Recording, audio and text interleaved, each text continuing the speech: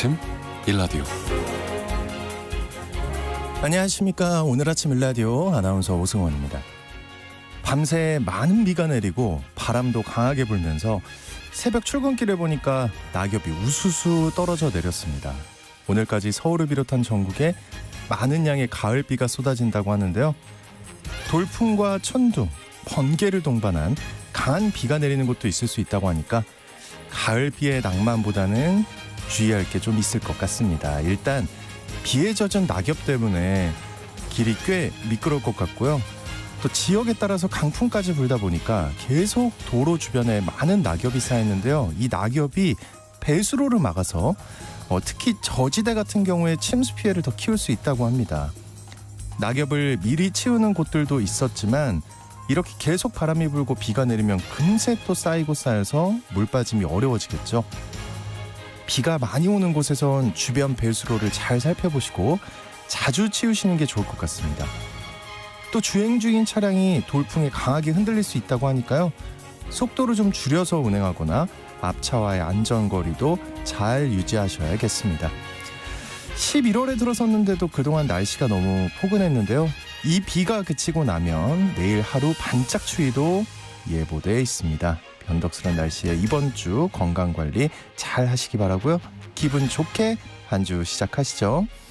11월 6일 월요일 오늘 아침 일라디오 출발합니다.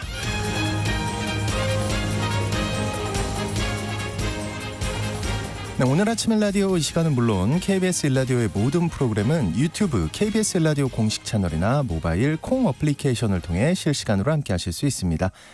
자, 매주 월요일 이번 주 농작업 정보 시간 준비되어 있고요. 또 건강의료 처방전 시간에는 의약품 부작용에 대해 살펴보겠습니다. 또 하나의 세상 IT 시간에는요. 지구를 살리는 ESG 친환경 기술에 대해 알아보겠습니다. 네, 청취자 여러분 참여하실 수 있는 퀴즈 관련해서 드릴게요. 곳곳에서 이게 출몰한다는 신고가 이어지면서 방제 비상이 걸렸습니다. 이건 국내에서도 사라진 지 오래됐는데요. 최근 기후온난화와 해외 여행객의 증가로 전 세계에 확산하고 있고요.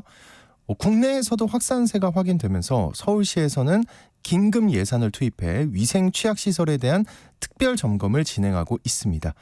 사람의 피를 빨아먹는 후진국형 해충인 이것은 무엇일까요? 네, 이거 잡다가 초가삼간 태운다는 말이 떠오르는 요즘인데요. 네, 자, 추첨을 통해 농촌진흥청에서 제공하는 웰빙 혼합 잡곡 세트를 한 분께 향긋한 커피를 드실 수 있는 모바일 커피 쿠폰 4분께 드리겠습니다. 방송에 참여하실 분들은 단문 50원, 장문 100원이 드는 유료 문자 샵 9730으로 보내주시기 바랍니다. 유익한 정보와 살아있는 이야기가 있습니다. KBS 오늘 아침 일라디오.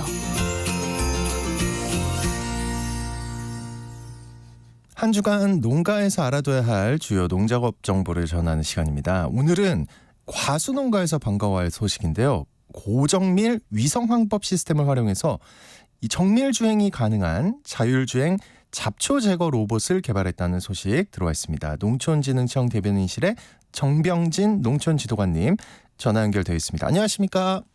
네, 안녕하세요. 이거 힘들고 위험하잖아요. 이 과수원 제초 작업. 이걸 대신할 수 있는 자율주행 제초 로봇을 개발했다고요? 네, 과수원 제초 작업은 노동력이 많이 들어서 고령농업인과 여성농업인이 하기에 힘겨운 작업입니다. 그래서 기계로 작업을 하기도 하지만 과수원 특성상 기계 전복 사고 등이 발생할 우려가 있어 매우 위험한 작업이기 때문에 그동안 안전한 제초 로봇의 개발에 대한 요구가 많았습니다. 이번에 농촌진흥청에서 개발한 과수원 제초 로봇은 고정밀 위성 항법 시스템을 이용해 최적의 경로를 설정한 후 정해진 경로를 따라서 자율주행을 하면서 잡초를 제거하는 기계입니다. 이게 그러니까 로봇 혼자 돌아다니면서 작업을 할 수 있다는 거죠? 네, 맞습니다. 이번에 개발한 로봇은 고정밀 위성 항법 시스템을 통해 얻은 위치 정보를 바탕으로 최적의 경로를 자동으로 찾아내서 주행하는데요. 좌우 10cm 이내 오차 범위 내에서 주행하기 때문에 정밀하게 제초를 할 수 있습니다. 그리고 안전을 위해 제초 작업 시 경로상에 작업자나 상자 등 장애물이 있으면 라이다나 영상 장치를 통해 인식을 해서 장애물 1.5m 앞에서 주행을 멈추고 장애물이 제거되면 다시 주행을 합니다. 또한 제초도봇 아래에 부착된 제초기 외에 제초 작업기를 추가로 장착해서 나무와 나무 사이에 잡초도 제거할 수 있고요. 접촉식 감지기를 적용해서 나무와 지주대 등을 인식하면 자동으로 접해서 나무에 상처를 입히지 않게 설계되었습니다. 이게 제일 궁금하실 것 같아요. 언제쯤 현장에서 활용할 수 있는 건가요? 네, 이번에 개발한 과수원 제초 로봇은 산업재선권 출원을 완료했고요. 상용화를 위해 관련 업체에 기술 이전을 했습니다. 네. 내년에 실증을 거쳐서 성능과 주행 특성 관련 기술 안전성을 확보한 후에 신기술 보급 사업이나 농업용 로봇 실증 지원 사업 등을 통해서 현장에 보급 확산해 나갈 계획입니다. 네. 자, 이번 주 농가에서 실천해야 할 주요 농작업 정보도 알아보겠습니다. 먼저 벼 재배 농가인데요. 신경 써야 할 작업 어떤 게 있을까요? 네, 아직도 벼 수확을 완료하지 않은 농가에서는 품질이 떨어질 수 있으니까요. 빨리 수확을 완료해 주셔야겠습니다. 네. 그리고 벼 수확을 완료한 농가에서는 벼 토양 검정용 시료를 채취하셔야 하는데요.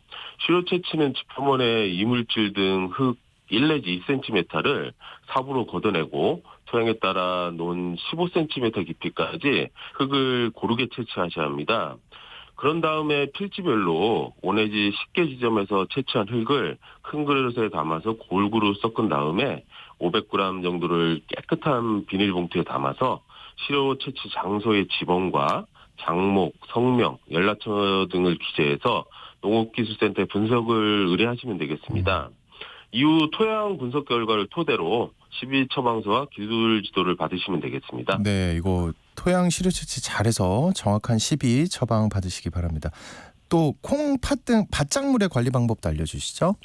네, 아직까지 수확하지 않은 콩팥 등의 작물들은 엄폐를 받지 않도록 서둘러서 수확을 해주셔야겠습니다.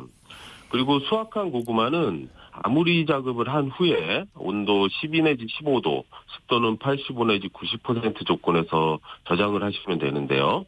혹시라도 10도씨 이하의 냉온에 접했거나 서리를 맞은 고구마는 저장을 하면 갈라지거나 상처를 입은 것은 병원균의 침입이 쉬워서 예. 썩거나 상하기 때문에 곧바로 소모해 주는 것이 좋습니다. 네, 수확한 과일은 판매하기 전까지 저장 관리를 잘해야 좋은 품질을 유지할 수 있을 것 같은데요. 이 저장 관리할 때 주의할 사항은 어떤 게 있을까요? 네, 과일을 저장고에 입고하기 1 내지 2일 전에는 저장고를 목표 온도까지 떨어뜨린 후에 과일을 입고해야만 과일의 자체 온도를 빨리 떨어뜨릴 수 있습니다. 그리고 저장고 내에서의 원활한 통풍을 위해서 과일 적재 시에는 팔레트와 벽면 사이에 최소 20 내지 30cm 그리고 천정 사이에는 최소 1m 이상의 공간을 두고 상자를 배치해 주셔야겠습니다. 또한 저장 중인 과일에서는 호흡에 의한 이산화탄소와 에틸렌 등이 지속적으로 발생하는데요. 장기간 밀폐된 저장고 내에 축적이 되면 가스 장애를 일으킬 수도 있기 때문에 환기창을 설치해서 주기적으로 환기를 시켜주셔야겠습니다. 네. 그리고 인삼 재배 농가에서도 이 슬슬 겨울나기 준비를 해줘야 한다는데 겨울나기 준비 어떤 작업 해줘야 되나요? 네, 인삼 재배 농가에서는 겨울나기 들어가기 전에 지상부의 마른 줄기와 잎을 잘 제거해줘야 하는데요. 특히 제핏 곰팡이병은 월동 전에 잎에 감염이 되고 2차로 줄기에 감염이 되기 때문에 예방 차원에서 지상부의 말라 죽은 줄기와 잎을 제거해 주셔야 하겠습니다. 3년생 이하는 쉽게 제거가 되기 때문에 토양이 얼기 전에 해주시면 되고요. 4년생 이상은 월동 전에 제거를 하면 상처가 나기 쉽습니다. 따라서 월동 후에 제거해 주시는 것이 좋습니다. 그리고 월동하기 전에 약재를 살포해 주시고 출하 전에 줄기와 잎을 제거하면 제빛곰팡이병뿐만 아니라 생육기에 발생하는 줄기 전문이병 방제도 가능하기 때문에 실천해 주시면 좋겠습니다. 네, 자 이번 주 농작업 정보 여기까지 듣겠습니다. 잘 들었습니다. 농촌진흥청 대변인실의 정병진 농촌지도관님과 함께했습니다. 오늘 고맙습니다. 네, 감사합니다.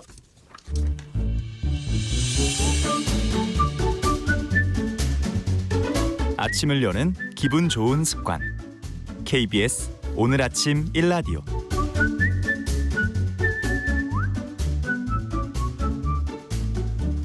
의료 서비스와 질병에 대한 다양한 이슈와 정보 살펴보겠습니다. 약이 되는 건강의료 처방전 시간. 오늘은 약 먹는 분들의 오랜 걱정거리죠. 약 부작용에 관한 얘기를 준비해 오셨다고 합니다. 박한슬 약사님 나와주셨습니다. 안녕하십니까? 안녕하십니까? 정말 저도 궁금했던 건데요. 이 약 먹다가 부작용 생겨서 고생했다 이런 분들 종종 있으신 것 같은데 이 부작용은 왜 생기는 걸까요? 먼저. 우선 용어를 좀 명확히 할 필요가 있는데요. 우리가 이제 부작용이라는 말을 들었을 때는 이게 좀 부정적인 작용을 줄여서 부작용으로 하는 게 아니냐 이런 아니에요? 생각을 하시는 분이 많은데 아닙니다. 사실. 아니에요? 네. 이 한자를 뜯어보면요. 네. 우리가 사장 밑에 부사장 있고 대표 밑에 부대표 있는 것처럼 네. 그 다음 가는 그 버금 부자를 씁니다. 아. 그래가지고 원래 약이 내야 되는 효과 외에 나타나는 다른 모든 효과를 우리가 부작용이라고 해요. 그러니까 영어로 사이드 이펙트라는 게 정말 곁으로 나타나는 작용. 네. 그런 의미라는 거죠. 그래서 이거는 저는 아까 말씀드린 것처럼 좀 곁작용이라고 하는 게 더 맞지 않을까 생각하는데 네. 왜냐하면 이제 부정적인 작용만이 아니라 사실은 좋은 작용도 부작용도 일어날 수가 있거든요. 예를 들어서 이제 가장 유명한 게 아침부터 조금 민망한 얘기일 수는 있지만 네. 우리 발기부전 치료제로 가장 유명한 비아그라. 네. 네. 이것도 원래는 심장병 약으로 개발이 됐던 거였거든요. 그런데 우리가 임상시험을 하다 보니 아니 이런 곁작용이 나타나는데 이게 굉장히 유익하다. 오. 그래서 이쪽으로 아예 방향을 틀자. 네. 이렇게 바꾸어서 만든 약이 비아그라이기 때문에 네. 그런 것도 정말 좋은 부작용이라고 할 수가 있겠죠. 아, 그렇죠. 네. 네. 남자 정말 네. 인권을 증진시키지 않았나. 그럼요. 예, 예. 또 반대로 당연히 우리가 흔히 접하는 되게 안 좋은 부작용도 있는데요. 이거는 이제 쉽게들 느끼실 수 있는 가장 흔한 사례가 아마 감기약 먹고 아 너무 졸린다. 이것도 사실은 굉장히 가벼운 부작용의 일종인데요. 이제 감기약에 들어있는 항히스타민제라는 성분이 우리를 참 졸리게 만드는 건데 네. 이게 일상생활 할 때는 굉장히 좀 해로운 부작용이 될 수가 있죠. 그래서 운전하시거나 아니면 뭐 되게 위험한 기계 다루실 때 이럴 때는 감기약 안 쓰는 게 좋다고 예. 저희가 권장을 하는데 이게 반대로 오히려 밤에 잠이 안 올 때는 그런 게 도움이 될 수도 있겠죠.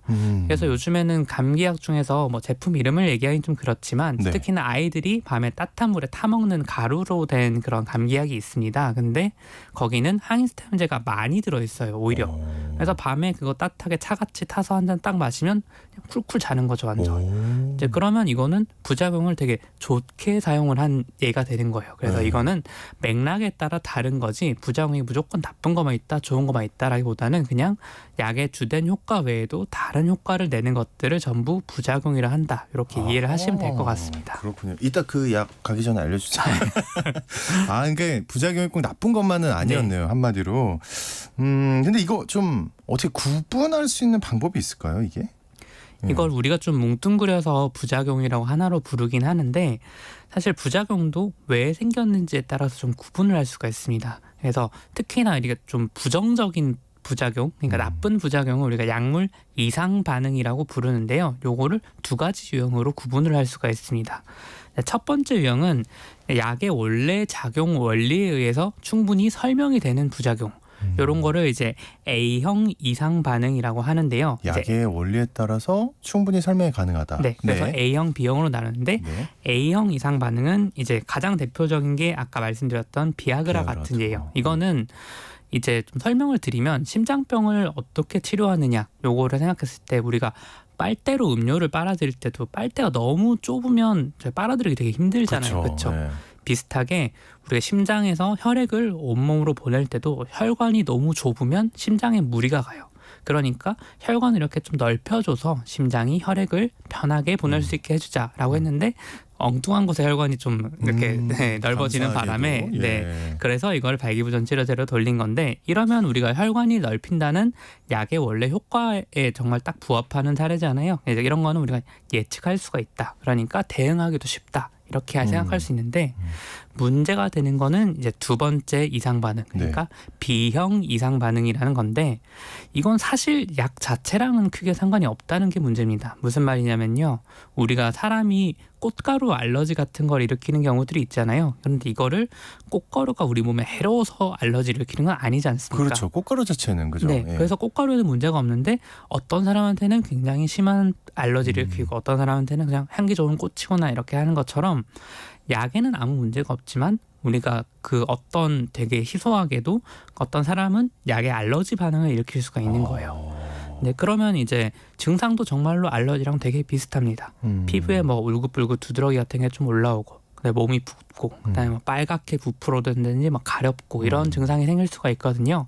그래서 내가 평소에 안 먹던 약을 먹었는데 갑자기 이런 증상이 생겼다. 이러면은 아, 이거는 내가 지금 약물 이상 반응이 생긴 걸 수도 있구나라고 생각해서 꼭 병원을 방문을 해서 이런 약을 먹었더니 지금 갑자기 이런 증상이 생겼다, 이거 위험한 거 아니냐라는 거를 꼭 확인을 한번 받으시는 게 좋다고 할 수 있습니다. 저는 근데 몰랐는데 알러지 그 반응이 그 격하게 오는 분들이 있더라고요. 맞습니다. 막 응급실 가는 걸 전 제 눈앞에서 한번 봤거든요. 와, 이렇게 될 수 있구나 싶더라고요, 진짜. 그래서 네. 이게 처음에는 그냥 별거 아니다 이렇게 생각이 될 수도 있는데 정말로 아까 말씀하신 것처럼 이제 제일 문제가 되는 게 우리 목에 있는 근육들이나 이런 데 확 좁혀들기 맞아요. 때문에 숨을 못 쉬던데. 네, 그럼 숨을 못 쉬거든요. 그래서 이런 경우는 응급실에 가면은 기도의 삽관이라고 하는 걸 합니다. 그러면 기도에 관을 꽂아주면은 이제 목이 아무리 좁혀들어도 목구멍이 거기 숨구멍을 뚫어주기 때문에 숨을 쉴 수가 있는 거죠. 근데 이제 약 같은 경우도 처음에는 되게 경미하게 그냥 알러지가 생겼다라고 생각할 수 있는데 갑자기 계속 먹다 보면 더 심해질 수도 있기 때문에 그런 걸 꼭 주의해야 된다고 말씀을 드린 겁니다. 그 아까 말씀하신 부작용이 혹시 항생제 내성 막 이런 거랑은 좀 다른 건가요? 항생제 내성이랑은 좀 다른 건데요. 네. 근데 이제 많이들 오해를 하시고 좀 넓게 보면 어떻게 보면 부작용이라고 할 수 있을 것 같기는 해서 그렇게 오해하시는 게 충분히 납득이 가가지고 좀 설명을 드려보려고 해요. 네. 그래서 우리가 항생제 내성이라는 게 뭐냐면요, 우리가 항생제는 균을 잡기 위해서 먹는 거지 않습니까? 그런데 굉장히 드물게도 또 어떤 균들은 그런 항생제에 내성을 생길 수가 있습니다. 이 내성이라는 게 저항성을 갖게 된다는 거예요. 그러니까 우리가 농가에서 잡초 잡는다고 제초제 뿌리는데 보면 어떤 잡초들은 또 끈덕지게 살아남고 이런 것처럼 이제 그런 항생제의 내성을 가진 균들은 똑같은 항생제를 계속 쓰더라도 살아남게 되거든요. 네.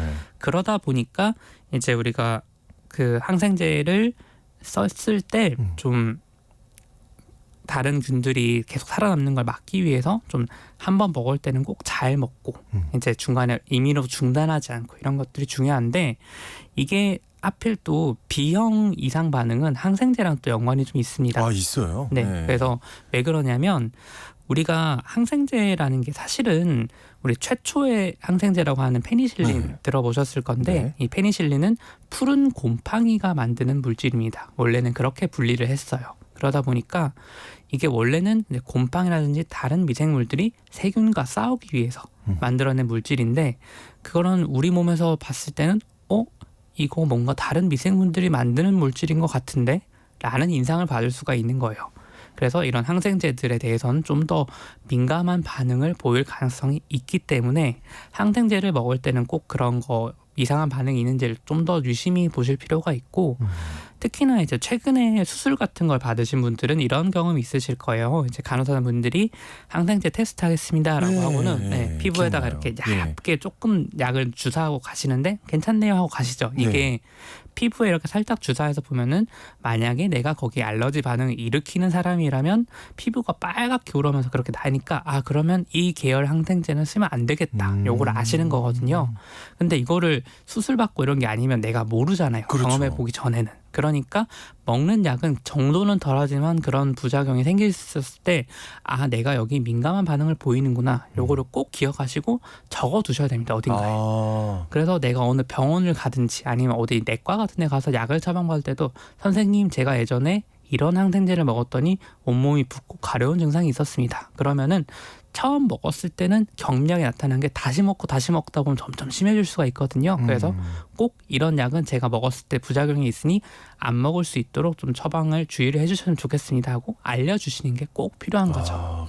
그 왜 요즘은 약국에서 약을 받아오면 이제 겉에 막 어떤 게 들어있다라고 써져 있더라고요. 맞습니다. 네, 사진 찍어 놓으셔도 될 것 같아요. 맞습니다. 예. 알겠습니다. 항생제가 그런 문제가 있구나. 그 부작용이 그러면 좀 덜 생기는 약은 없을까요, 혹시? 이게 굉장히 네. 좀 어려운 질문을 주셨는데요. 네. 여기 대답을 좀 제대로 드리기 위해서는 이제 꼭 먼저 말씀을 드려야 될 게 있습니다. 우리가 약이 안전하냐 안전하지 않냐를 나누는 좀 비교적 명확한 기준이 있거든요. 예를 들어서 어떤 약이 하나 있다고 생각을 해보겠습니다. 그런데 이 약을 먹으면 갑자기 머리가 좀 빠지고 그다음에 코피 같은 거 나고 그다음에 위험한 거 아니에요? 네, 그다음에 입도 헐고 막 네. 이런 여러 가지 증상들이 생깁니다. 만약에 아나운서님이 네. 이 약을 허가를 할지 말지를 결정하는 정부 당국자라고 했을 때 네. 허가를 해주실 것 같아요? 아니요. 전혀 안 해주죠. 예. 일반인 그건 거의 죽기 직전의 모습 네, 아닙니까? 무슨 독약 같은 느낌이 그쵸? 들기도 하는데 사실은 항암제라면 얘기가 좀 달라지는 거죠.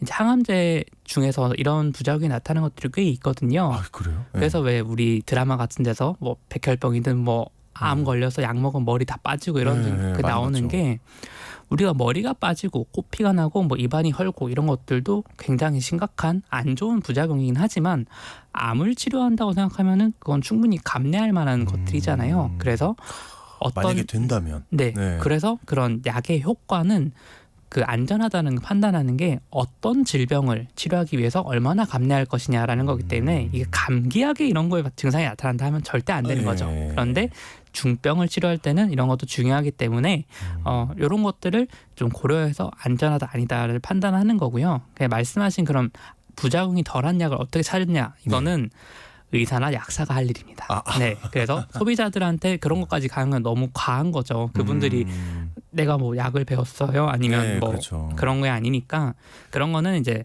공부 오래 시키고 이제 면허까지 딴 분들이 하시고 대신에 소비자분들은 그런 부작용이 생기는지만 계속 모니터링을 드시면서 해주시면 될 것 같습니다. 그리고 그걸 정확하게 얘기해주고 네. 그렇습니다.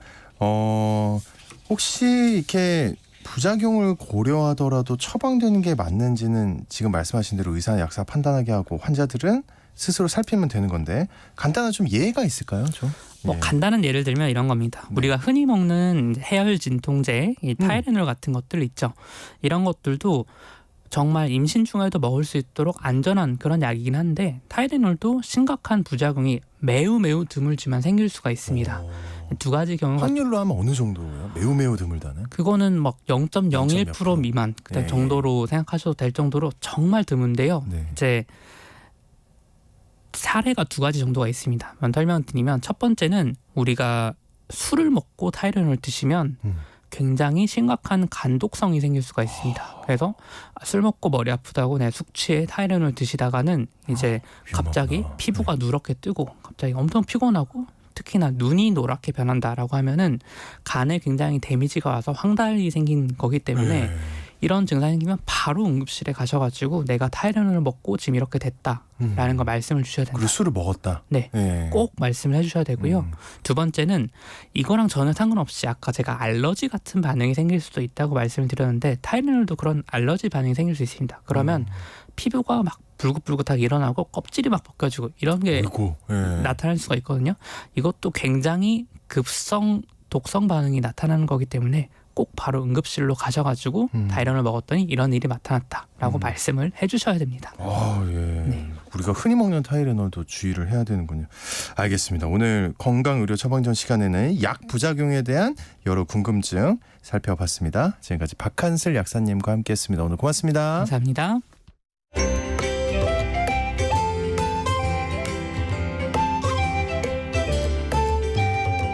상쾌한 하루의 시작. KBS 오늘 아침 일라디오. 우리가 반드시 알아야 할 또 하나의 세상 IT 시간입니다. 오늘은 우리가 사는 지구를 살리는 ESG 친환경 기술들에 대해 얘기 나눠보겠습니다. 히든 브레인 연구소의 송태민 소장님 나와주셨습니다. 안녕하십니까? 네, 안녕하세요. 그 최근에 진짜 많이 들어봤어요. ESG 경영이다, 친환경 경영이다 이런 말들 많은데 이게 뭔지 간단히 소개 좀 해주세요. 네, 일단은 뭐 영어의 약자겠죠. 그래서 이제 environment, social governance, social 그다음에 governance 이렇게 해가지고서 영어에 좀 약하신 것 같아요. 네, 영어 항상 어렵습니다. 네, 그래서 저도 어려워요. 아마도 회사가 뭐 친환경, 뭐 사회적인 책임 이런 뭐 지배 구조를 개편해서 투명하게 이제 운영할 때 지속 가능하다 이런 얘기를 하는 거예요.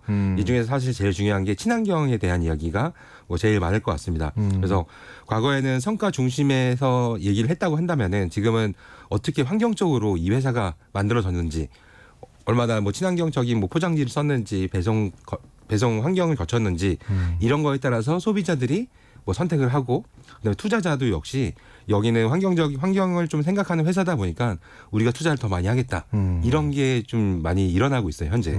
그렇다 보니까 이런 ESG 경영을 하지 않으면은 앞으로는 좀 힘들다. 이런 얘기가 나오는데 사실 저는 경영에 대해서 잘 모르고요. 네. 예, 이 ESG에서도 이제 IT라든지 기술이라든지 이런 것들이 꽤 많이 들어가기 때문에 오늘 그거에 대한 얘기를 좀 해보려고 해요. 네. 특히나 이제 그 저탄소 정책, 뭐 제로 탄소 네. 이런 얘기도 많잖아요. 많이 나오죠. 네, 이게 전부 다 ESG 경영 안에 들어간 요소다라고 보시면은 될 것 같습니다. 이제 뭐 환경 생각하지 않는 기업은 살아남을 수가 없을 거라는 생각이 들 정도의 환경인데 혹시 우리가 알만한 것들이 좀 있을까요? 네, 우선은 중요한 이제 키워드부터 한번 얘기를 해볼게요. 네. 아까 얘기했지만은 이 탄소 배출량을 줄이기 위해서 뭐 재생 에너지를 사용한다든지 뭐 친환경 포장재 같은 것들을 사용하는 이런 회사들을 보면은 아 여기가 ESG 경영을 하는 이런 회사구나라고 알 수 있을 것 같아요. 네. 그래서 최근에 이 IT 회사들이 새로운 제품들을 공개할 때마다 얘기하는 것이 바로 보통 ESG, 다른 말로는 이제 친환경이라는 얘기를 좀 많이 하고 있죠. 뭐 최근에 아이폰 15 발표했잖아요. 네. 이 애플 같은 경우도 최근에 이제 충전기가 자체 8핀 이런 케이블을 쓰다가 USB-C로 통일을 했죠. 이것도 역시 ESG 중에 하나라고 보시면 될 것 같아요. 이유가 뭐냐면은 이제 유럽 연합에서는 이제 2024년부터 유럽에서 판매되는 모든 전자기기에는 USB-C로 해야지만 판매를 할 수 있다라고 의무화를 시켰어요. 그러면은 EU가 왜 이 USB-C를 의무화했을까를 보게 된다면은 네. 물론 여러 가지 이유가 있겠지만은 첫 번째는 이 환경 보호 목적이 굉장히 커요. 특히나 이 USB-C는 기존의 USB-A나 B에 대해서 더 많은 전력을 공급할 수 있어요. 그렇다 보니까 그냥 짧은 시간만 핸드폰을 충전만 해도 더 많이 충전이 되는 아 거겠죠. 그러면 원래 쓰던 그 아이폰 전용 충전기보다 더 빨라요? 훨씬 더 빨라요. 아 그래요? 네네. 훨씬이요? 네, 훨씬이에요. 네, 훨씬이기 때문에 네. 기존에 그거를 고집했던 거는 뭐 여러 가지 이유가 있겠지만은 아, 뭐 진짜. 자신만의 이 형태를 에이, 계속하는 우리 다 알잖아요. 네. 왜 그랬는지. 근데 이번에도 동일해요. 사실 USB-C도 자기네들 애플 인증 받은 것과 안 받은 걸 또 구분해 놨어요. 아, 그럴 줄 알았어요, 제가. 아, 물론 저는 쓰고 있지만 맞아요. 정말 답답합니다. 예. 네. 어쨌든 이렇게 해서 네. 이제 시간을 단축시키다 보니까 에너지를 절약시킨다라는 얘기가 있는 거고요. 두 번째로는 이제 전자 폐기물의 감소 부분도 있을 것 같아요. 기존의 A나 B에 대해서는 B보다는 크기가 USB-C가 더 작거든요. 그러니까 속에 들어가는 내부들이 그러다 보니까 무게도 더 가볍고 그다음에 그 튼튼함도 훨씬 더 강해요. 아, 그래요? 네, 그렇다 보니까 이제 자연스럽게 과거에는 계속 또 사고 이런 게 있었지만은 네. USB-C는 워낙 튼튼하다 보니까 교체 주기가 훨씬 더 짧다. 그래서 환경에 도움이 될 수밖에 없다라는 교체 거를 주기가 길다. 길다. 그렇죠. 예. 네, 짧은 게 아니죠. 네. 네, 그렇다 보니까 기존보다는 특히 8핀보다도 훨씬 더 좋다라는 부분 때문에 애플이 바꿨다라고 보면 될 것 같습니다. 어쨌든 이게 그 유럽 연합이 나서니까 네, 맞아요. 애플 심지어 그 애플도 네. 바꿀 수 있었다. 네. 혹시 다른 기업은 어떤가요? 네, 몇 군데 더 얘기를 해보도록 할게요. 네. 우선 이제 아마존이라는 그 쇼핑몰 회사 있잖아요. 네. 여기 같은 경우는 이제 탄소 배출을 좀 줄이기 위해서 모든 이제 배송을 전기 자동차로만 이제 한다라고 보면 될 것 같아요. 그래서 최근에 이 전기차 밴이죠. 물건 싣고 다니는 큰 거예요. 밴을 이제 10만 대를 이용해서 네. 배송 차량으로 사용하고 있고요. 네, 이것뿐만 아니라 자신들한테 물건을 납품하는 이 납품 업체들이 있을 거잖아요. 그 업체들도 탄소 배출을 줄여야지만 우리가 더 혜택을 주겠다. 이 갑질인지는 아닌지 모르겠지만은 어쨌든 뭐 더 생각을 지구를 하는 위한 거죠. 갑질. 네, 예, 그 이거를 정도는. 위한 거죠. 뭐 네. 자기만 생각하는 게 아니라 같이 협력사까지 같이 이제 노력하자라는 부분이 있을 것 같고요. 또 이것뿐만은 아니고요. 재생 에너지도 또 더 많이 쓰겠다라는 부분이 있어요. 한마디로 아마존 같은 경우는 그동안에 창고라든지 뭐 데이터 센터라든지 사무실에 이제 전력들이 이제 쓸 거잖아요. 네. 근데 이런 것들을 풍력이나 태양광 프로젝트를 이용해서 전부 다 이제 쓰는 거죠. 한마디로 이제 한전 같은 데서 뽑아 쓰는 게 아니라 스스로 태양광이나 이런 데서 네, 재생 에너지를 쓴다라고 보면 될 것 같고요. 네. 그다음에 이거는 많은 회사들이 요즘 따라하고 있는 건데 뭐냐면은 포장지예요. 포장지. 네. 여기는 쇼핑몰이다 보니까 아무래도 포장 제품 많이 쓰죠. 포장을 많이 쓰겠죠. 네, 이런 것들이 기존에는 플라스틱 제품이 굉장히 많았다고 하더라고요. 근데 이 플라스틱도 사용을 줄이자라고 해서 기존에 대비해서 계속 10%씩 낮추고 있는 상황이다라고 보시면 될 것 같고요. 뭐 국내 이야기도 잠깐 해볼게요. 네. 뭐 삼성전자 같은 경우는 이제 제품 생산 과정에서 또 탄소 배출을 줄이기 위해서 다양한 또 친환경 기술을 이용하고 있는데 뭐 예를 들어서 반도체 생산 과정에서 나오는 폐기물들이 있을 거잖아요. 네. 그거를 그냥 버리는 게 아니라 얘를 또 한 번 또 재활용해서 또 자원을 또 절약하고 에너지도 또 덜 쓰게 되는 이런 부분도 있다라고 그거를 또 보시면 될 것 같고요. 생산에 다시 이용하는 거예요. 네, 다시 이용하는 거죠. 보통 이제 이따 또 자세히 나오겠지만은 또 네. 열이 나오면 그 열을 가지고서 다시 에너지원으로 쓰는 이런 기술들이 있어요. 네, 그것뿐만 아니라 뭐 또 이건 삼성전자뿐만 아니라 많은 회사들이 또 하는 게 요즘 인공지능이죠. 네. 인공지능 역시 사람이 편하겠다라고 생각을 할 수도 있겠지만은 다시 한번 생각하면은 사람들이 뭐 일부러 막 과하게 키거나 이런 게 아니라 맞춤형으로 해서 에어컨도 적정 온도를 맞춰주잖아요. 그 환경에 도움 되겠네요. 네, 그러면서 자연스럽게 에너지를 과잉으로 쓰지 않는 이런 부분도 충분하게 인공지능이 도움이 된다라고 볼 수 있을 것 같습니다. 근데 그 방금 인공지능 얘기하셨는데 듣다 보니까 이 환경 보호하려면 최신 기술이 들어갈 수밖에 없겠네요. 네, 맞아요. 그래서 저도 최신 기술을 요즘에 좀 찾다 보니까 뭐가 있을까라고 하다가 네. 사실 지난주에 어떤 회사를 하나 방문했어요. 사실 촬영차 방문을 했는데 네. 너무 신기해서 오늘 좀 얘기해주고 싶어서 하나 가져왔습니다. 네. 여기는 회사 이름 얘기 안 할게요. 그렇죠. A라는 회사인데 네. 여기는 원사나 원단을 만드는 회사예요. 그래서 이제 원단이라고 하면은 사실 그냥 섬유 공장이잖아요. 네. 그래서 섬유인데 여기는 특이하게 폐플라스틱이나 폐어망 같은 거를 수거해서 이거를 재활용하는 거예요. 그래서 그거를 섬유로 만들어요? 네, 그래서 오. 이게 가능한 얘기인가? 네. 라고 생각이 들었거든요. 근데 제가 직접 공장도 가서 만져보고 했는데 그냥 똑같아요.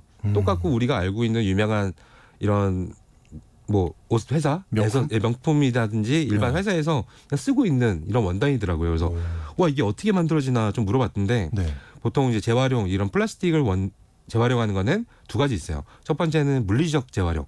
그래서 한마디로 짜부시켜서 플라스틱이니까 쫙 뽑아내는 거죠. 다시. 네. 근데 이거는 아무리 해봤자 플라스틱밖에 안 되는 거잖아요. 네. 근데 이게 아니라 화학적 재활용이 있더라고요. 한마디로 얘를 완전히 녹여가지고서 그냥 원단을처럼 새로 뽑는 거예요. 그래서 플라스틱 자체가 아니라 거기는 뭐 원소까지 다 나눠가지고서 분자까지 나눠서 이제 하더라고요. 그래서 뭐 이해는 잘 안 됐어요. 네. 근데 완전히 다른 요소 한마디로 우리가 입고 다니는 이 옷의 원단으로서 만드는 게 가능하다라는 부분이 있었고요. 저는 지금 상상이 안 되는 게 바닷속에 있는 그 폐어망을 네. 수거를 해서 네, 그걸 옷으로 만든다는 거잖아요. 네 지금. 맞아요. 제가 이제 그것도 실제로 봤었는데 네. 어망 같은 경우는 이제 나일론 재질이 엄청나게 많이 포함되어 있는 것이라고 하더라고요. 그러니까 한마디로 쓰레기 중에서 네. 그렇다 보니까 그거를 이제 나누는데 보통 우리가 생각하는 게 거북이들 이렇게 목에 막 이렇게 폐어망 차 있고 막 이런 것들 생각하잖아요. 네. 그래서 실제 그런 것들을 전부 다 수거해 온 다음에 얘를 진짜 녹여가지고서 좋은 일이다. 네. 나일론 소재의 원단으로 만드는 것이다라고 보시면 될 것 같아요. 신기합니다.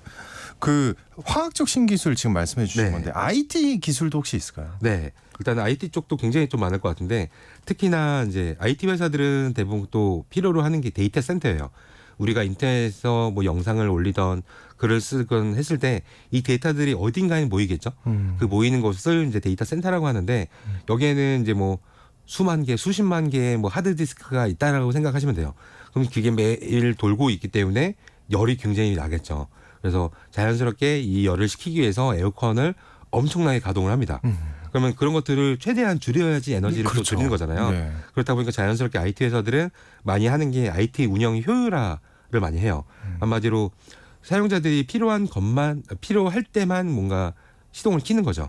기존에는 불필요한 것들을 전부 다 이제 켰거든요. 예를 들어서 A라는 사람한테는 500메가가 할당돼 있으니까 500메가만큼의 하드를 켜놓는다든지 뭐 배포가 돼 있는데 이게 아니라 내가 쓸 때만 잠깐 켰다가 껐다가 물론 이게 뭐 전등을 켜고 끄는 정도는 아니겠지만은 네. 예, 그런 식의 하다 보니까 자연스럽게 필요할 때만 에너지를 쓴다라고 보면 될 것 같고요. 뭐 장비 같은 경우도 최대한 요즘은 이제 전기 사용량을 줄이는 거. 사실 일반 사람들이 요즘은 이게 이 냉장고가 이 컴퓨터가 에너지를 적게 쓴대.